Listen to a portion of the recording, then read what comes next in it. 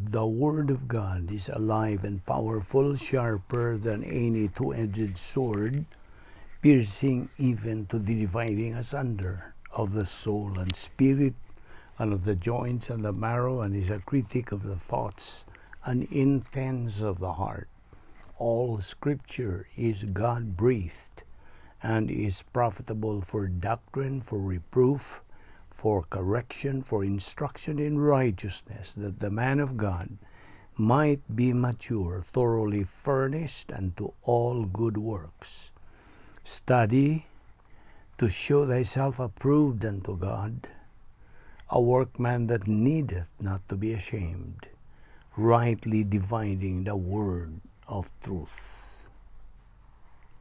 Joshua 1:8, this book of the law shall not depart from your mouth, but you shall meditate in it day and night, that you may observe to do according to all that is written in it. For then you will make your way prosperous, and then you will have good success. Hebrews 6:10, for God is not unjust to forget your work and labor of love, which you have shown toward his name, in that you have ministered to the saints and do minister. Matthew 25:34-36 and verse 40. Then the king will say to those on his right hand, come, you blessed of my Father, inherit the kingdom prepared for you from the foundation of the world. For I was hungry, and you gave me food. I was thirsty, and you gave me drink. I was a stranger, and you took me in. I was naked, and you clothed me. I was sick, and you visited me. I was in prison, and you came to me. And the king will answer and say to them, assuredly, I say to you, inasmuch as you did it to one of the least of these my brethren, you did it to me. Hebrews 13:16, but do not forget to do good and to share, for with such sacrifices God is well pleased. Matthew 6:3-4, but when you do a charitable deed, do not let your left hand know what your right hand is doing, that your charitable deed may be in secret, and your Father who sees in secret will himself reward you openly.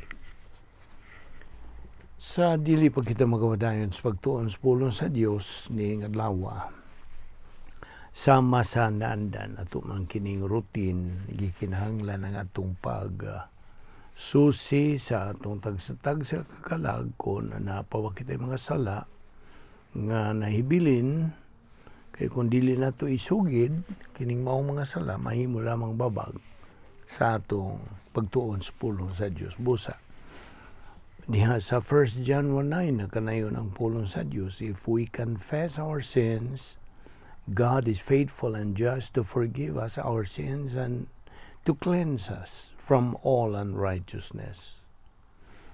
Naalang kanimo, dili pa magtotoo ang imong giatubang na isyu, dili ang imong sugid sa imong mga sala, kundi ang imong paggamit niya ng imong free will. Hinatag ka na sa Diyos, ipagamit ka na sa Diyos aron ikaw makahimos labing manungdanong desisyon sa tibuok mong kinabuhi. Ang desisyon sa pagtuo kang Ginoong Jesucristo ingon nga imong personal nga Dios ug manluluwas. Believe on the Lord Jesus Christ and thou shalt be saved. Acts 16:31. Busa sa hilom, magandam ta. Let us pray.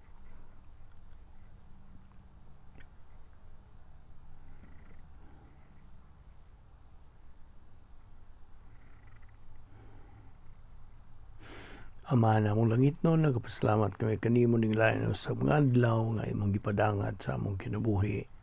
Salamat nga nagpadayon pa kami sa pagpahimulo sa imong grasya kini umikan lamang sa imong kaluoy, imong gugma, imong grasya nga nagpadayon sa paglihok sa among kinabuhi nga dili kami takos usa nining higayuna nagaampo kami nga imo kaming tultulan o imo pa kaming patinawan sa imong kamatuoran o mga prinsipyo nga nagapaluyo niini kining tanan namong gipasalamatan sa ngalan ni Ginoong Hesukristo among bugtong manluluwas.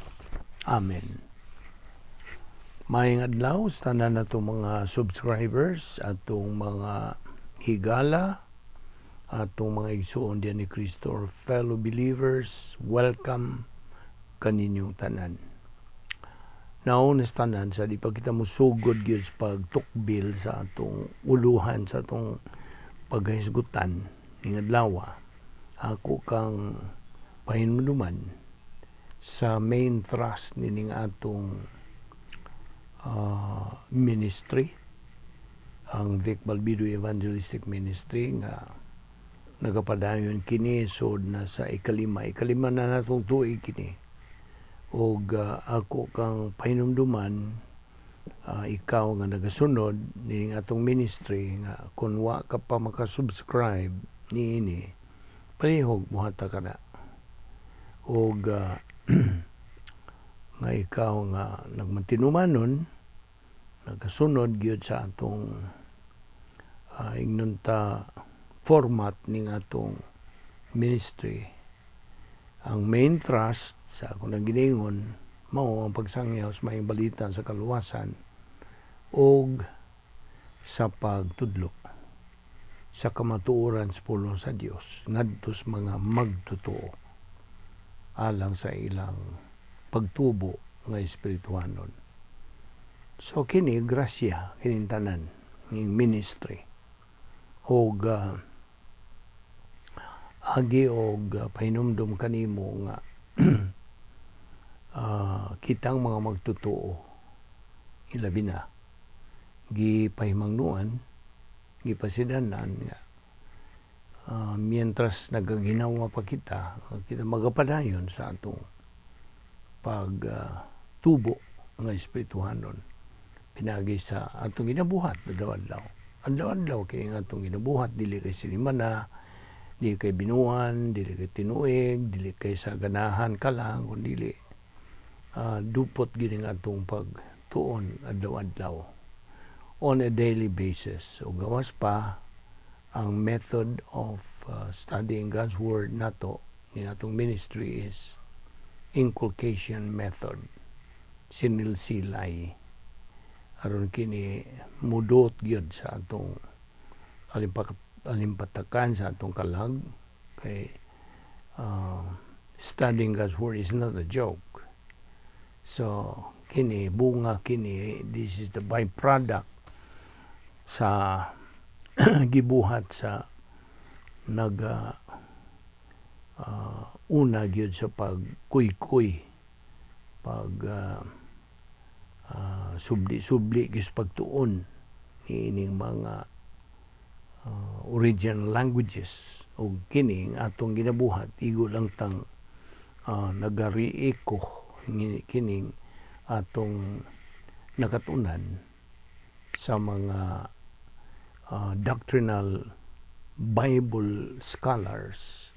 Doctrinal ang doctrinal doktrina magod ang ibasihan. So kini nga atong ginabuhat igo lang tang pahimulos niadtong ilang makuti nga pag kuy-kuy sa pagtuon sa pulong sa Dios busa agi lang kini upahinumdum kanimo. Okay, so kaninyong mga nagasunod na ni atong ministry, please palihog sa pag-subscribe. Kung wa ka pa makasubscribe, there is a block there that you can push nagaingon nga subscribe. So okay, una sa tanan ang tao tanang mga katawhan kaliwat sa binhi ni Adan. Kitang tanan, kaliwat man. Man has no way to reach God because of his depraved condition. Iba na makakonsabot pasabot sa depravity, depraved condition. Ang but pasabot yun ni Binisaya, nga walay mahimo ang tao sa pagduol, pakikambitan sa Diyos, wala. Because of his depraved condition. Kay mo atong formula nga gisunod nga Adam's original sin plus old sin nature equals spiritual death. So kanang iyang kahimtang nga spiritually dead siya, that is the depraved condition. Wala siya mahimo siyang kaugalingon. Now, hinumdumi katong tore sa Babel. Hinumdum ka? No one can reach God through man's effort. Wala. There is nothing that man can do to be able to reach God and to please God. Wala. Now, samtang niya pakita ni ining kalibutan na, we are only under two power systems. Ubos lang kita sa duha ka mga sistema sa gahom. Power systems nga. Ang una nini, ang gahom sa atong kinaiyo magkasasala, ug ang ikaduha, ang gahom sa sistema ni Satanas nga mo ay nagadumala ni kalibutan na. Itugutan siya sa Dios. Now get this. God is absolute, but man is relative. Unsa may gisultis Galatia 3:10, for as many as are of the works of the law are under a curse. Deuteronomy 27:26 pod nagasulti, cursed is he who does not confirm the words of this law by doing them. Now, unsa magyutuyo sa balaod? What's the purpose of the law? Tubag, to show and tell man that he is a sinner. Mao mo gidatuyo. Now, no one has been and will be able to fulfill the law. Wala. Kana bang giingon nila pagtuman sa 10 Commandments? Mao nang uban magpilosopo nga mayon sila ka tuman magkus napulo ka sugo, so di na kinahanglan kaluwasan. So, now, timandi itong prinsipyo, no one has been and will be able to fulfill the law. No one. Only one man, usara gyud ka tawo, has fulfilled the law. Kinsa man, siya si Ginoong Hesukristo lamang. In fact, he is the fulfillment of the law. Siya ang katumanan sa balaod.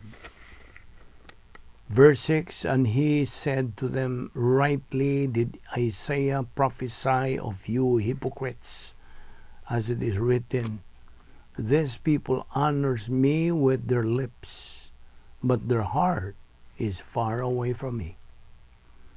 Now, so, kung sublion sa pag-ingon kanimo, there's nothing that man can do nga aron siya maluwas. Wala. It is only God who offers salvation to man. Faith alone in Christ alone. Mao na. That is God's perfect way ng tao maluwas. Naroon nimo, mudawat ka ba niya na o dili? That is between you and God. Apan mo ka ni kamatuuran gikan sa pulong sa Dios. Now, kung bahay na ganis kaluwasan nimo, kung buot ka kang paluwas, ang iyang paagi sa Dios may mong sundon. Kaya kung sundon, maghimo-himo kag imo, dili madawat sa Dios, natural, kaya di man iya. Usaw, bugtong region paagi. Pagtuo lamang kang Kristo lamang. Ayan nagdugangi.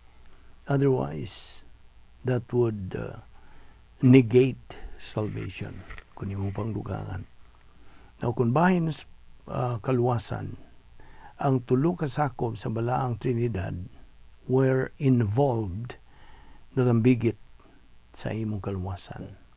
Ang Diyos kamahan mo'y may plano o siya ang author of the plan of salvation. Ang Diyos nga anak, God the Son, the Lord Jesus Christ, mo'y mituman nining maong plano sa kaluwasan. O ang Diyos nga Espiritu Santo mo'y mipadayag nining maong plano sa kaluwasan. Hence, human effort cannot gain salvation or spirituality alang kanimo magtotoo. Kay ikaw, you are supposed, as a believer, you're supposed to be living by faith. That is spirituality. Now, doon ka ba sa Mateo 19:16? And someone came to him, kang Ginoong Jesucristo, and said, Teacher, what good thing shall I do that I may obtain eternal life? Verse 17, and he said to him, Why are you asking me about what is good? There is only one good. There's only one who is good.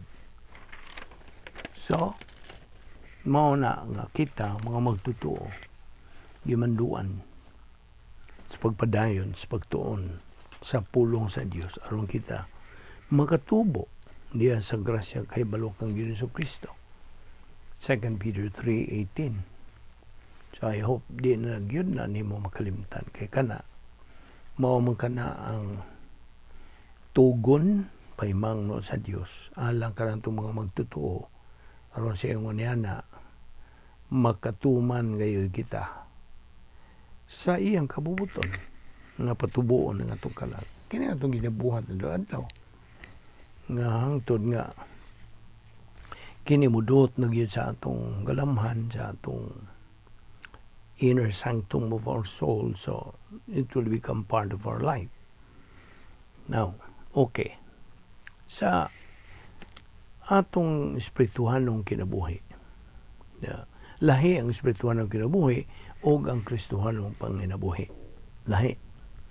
Ang atong espirituhanong pagkinabuhi mao na kana ang atong pagtuman gyud sa the Christian way of life.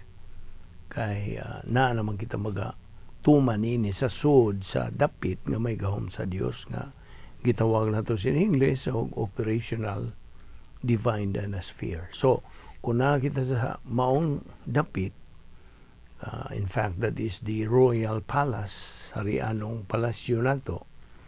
That is the right place for believers to stay, to be able to become winners in this life. So kinahanglan nga ipasibo na to tanan nga tulumanon diha sa sudod sa maong operational divine sphere aron kita magmadinaugon usani ini. And in fact that is one of the kay number one, that is the first solution to any problem. Nga gitaniyang sa Diyos ka nato mga magtutuo. Usa kini sa napulo ka mga paagis pagsulbad sa mga suliran. The first one or the starting point ni ingnon ta. Yining napo ka mga paagis pagsulbad sa mga suliran mao ang rebound. Rebound and keep moving. Ang rebound, buto sabot, kanang pagsugid. Inon lang nato. Sa laktor nga pagkasulti. Pagsugid sa itong mga sala, ngadto sa tubangan sa Diyos ngawahan. Ngadto raman nato hinganli. Dili ni bisang kinsa. Not to God the Son, not to God the Holy Spirit. It should be to God the Father. Okay? Now, talking about this particular doctrine of rebound, ang pagdaog sa duwa nga basketball, atong kuhaon lang ning kanang usa sa mga paugnat kusog nga mao ang duwa nga basketball. Okay? Now, kining pagdaog sa duwa nga basketball, nanginahanglan kini og mga magdudua nga makapasod og makapauntol balik sa bola. Okay? Magkapasod o makapauntol og balik sa bola nga ilang gigunitan. Now, inigitsa sa magdudunga sa bola aron sa pagpasod niini sa basket, iya kining ipasod sa lingin nga ring ug iyang ipansak ang bola sud sa net, dayon makapunto kini siya. Basta kaninyong mga way alamag o duwang basketball, paminaw lang kay imo ra ni makatunan apan kaninyong mga hanas na niini nakasabot mo klaro kayo. Karon kung mosipyat ang iyang pagpasod sa bola, di niya masod, kinahanglan nga iya kining ipauntol pagbalik aron pagpasod niini sa net. Now, ang pagpauntol sa bola, balik sa sod, maoy maka pabalik sa gitawag sa in English og loose ball. Samtang nagauntol kini sa likuran. Now, ang pagpauntol, pagbalik, makahatag kini og kahigayunan nga masud ang bola. Unya makapunto. Og sa kaulahian, makadaog. Okay? Now, bahin sa kinabuhing Kristohanon, madto na ta sa spiritual realm, ang matag magtotoo, every believer, musipyat sa pagpasod sa basket o sa laing pagkasulti, pagkasala. Apan sama sa duwa nga basketball, ang sangka sa Kristohanong kinabuhi di matapos sa diyang makasa ang magtotoo. Ang Diyos pinagi siyang grasya, nagasangka po paagi sa pagsugid sa mga kasalanan aron mahibalik ang pagpuno sa Espiritu Santo kaniya ug dayon mahibalik ang iyang pagkikabitay sa Dios ug aron mapadayon magtotoo sa pagsibog sa unahan sa iyang kinabuhing espirituhanon. Now, ang pagsugid sa mga sala, imo nang kumpiyongon imong mataw niyan, imo isugid, hinganlan ang tanang mga salang nabuhat nimo. Ang pagsugid sa mga sala, naghatag kini sa magtotoo ug way kinutubang mga kahigayunan nga mahimong mananaog sa Kristohanong kinabuhi. This will enable him to be able to become a winner believer. Now, kung ang matag pagpasod sa bola, sa basketball, nasod yun, o nakapunto ang magdudua, nan, di na kinahanglan ang pagpauntol balik sa sod. Sabot ka ba? Okay. Apan way magdudua nga hingpit. No, nobody's perfect. Kundi pa makasa ang mga Kristohanon, di na unta kinahanglan ng paagis pagsugid. So we don't need rebound. Apan, wa may Kristohanong hingpit. Kitang tanan, mga kasasalaman. So mo nang 1 Juan 1:8 nagkanayon, kung muingon kita mga magtotoo, nga wala kita'y sala, gilimbungan nato ang atong kaugalingon, ug wala ka nato ang kamatuoran. Ang 1 Juan 1:10, kung muingon kita nga wala kita makasala, gipakabakakon nato ang Dios ug wala nato dawata ang iyang pulong. Klaro man kaayo ni. Di ba? Now, ang sala god, usa kini bago pa man ta naghisgot sa doktrina sa sala, di ba? Kini padayon man is paghisgot bahin nini. Ang sala usa ka pagsupil batok sa kabubuton sa Dios. It's disobedience. Bisag unsang buhat, mahuna-huna ba ka na, sa paglitok ba ka na, o buhat mang makita nga supak sa hingpit nga kinaiya o mga sukdanan sa Dios. Apan bisan pa niini ngano mang nagapadayon man sa pagpakasala ang mga magtotoo human sila mga luwas. Ngano man ang kaugalingong kabubuton ni Adan mao ang tagsala. The culprit, the main culprit. Gibuhat sa Dios ang unang tao nga hingpit. He created the first kanang man nga perfect, way sala.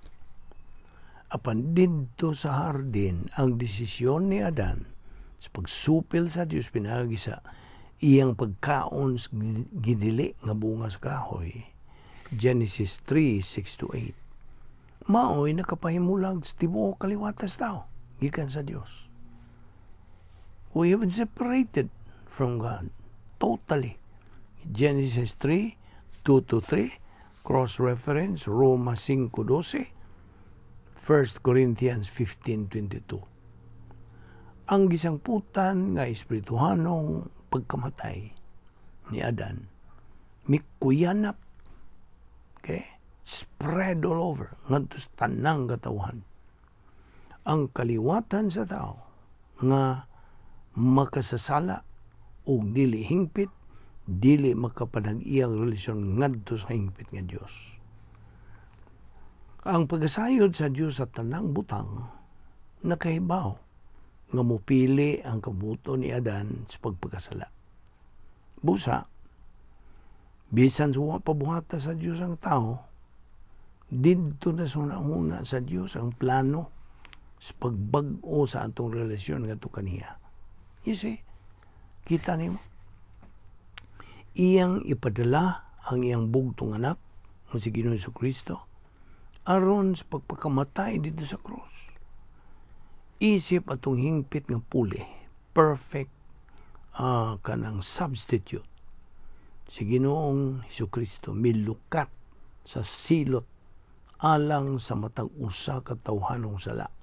Kaniadto, karon ug sa umabot. Roma 5:8, 2 Corintios 5:14-15, 1 Pedro 2:24 ug 1 Juan 2:2. Kini maong plano ngadto sa kaliwatan sa tao. Nga way sama gitawag kini og unsa? Grasya. Now, ato ning ipadayon ugma dinhi ta muhunong una unsa man ang bahay sa grasya. Mainungdanon kini pagayo nga masayra nimo. Ikaw magtotoo. Okay? So, padayon kita niining atong pagtuon bahin niining unag yung kasulbaran sa atong suliran, pagsugid. Rebound and keep moving. Magampo ta. Amahan na mong langit no, nagpasalamat kami kanimo. Ining laing higayon sa among pagtuon siya mong pulong ning adlaw. Hinaot nga kini masilsil sa among libatakan ug mahimo kining dugang panalangin sa among kinabuhing espirituhanon. Salamat o Diyos sa imong grasya. Bisan dili kami takos, ikaw nagmatinumanon gayon sa imong mga saad. Dada kami pagbalik ugma dinhi, aron kami makapadayon sa among spiritual momentum hangtod makabot namo ang among tumong nga mao ang spiritual maturity. Kining tanan namong ipasalamatan sa ngalan ni Ginoong Jesucristo. Amen.